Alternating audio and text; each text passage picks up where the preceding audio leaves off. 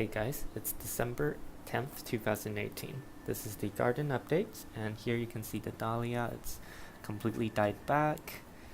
The calla lily is pretty much dormant now too. You can see a exposed bulb.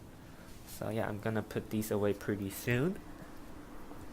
And the hydrangea, you can see it's dying back now. The leaves are falling. Yeah, but pretty much everything else are the same. Um, so the updates from now on, it's probably gonna be pretty short, like this one. I will focus on the things that has sprouted or has changed in the next weeks to come. And for the indoor garden, this guy, you can see this flower stalk is getting longer now. And the elephant plant or something is not doing too well. The leaves are falling, as you can see right here. There's another fallen leaf. Yeah, it's a hard to take care of plant. Other than that, you can see a little sprout from the snake plant.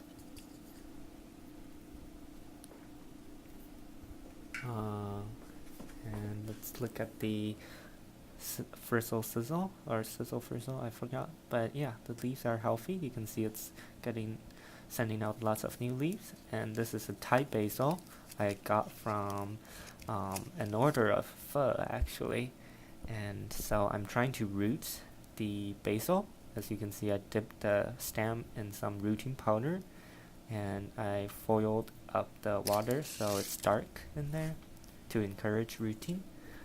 And these succulents are doing well. The leaves are pretty firm to the touch, and as you saw last week, there were roots developed from those two guys. The stagworm fern, you can see there's new leaves coming up right here. And yeah, other than that, nothing too much has changed for the indoor garden. Yeah, just gonna show you the flower. I'm gonna update you on these flowers in a separate video, composed together over time.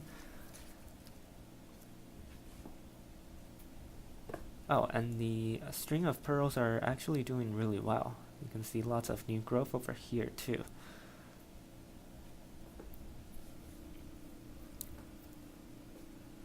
But yeah, Hoya plants looks pretty much the same,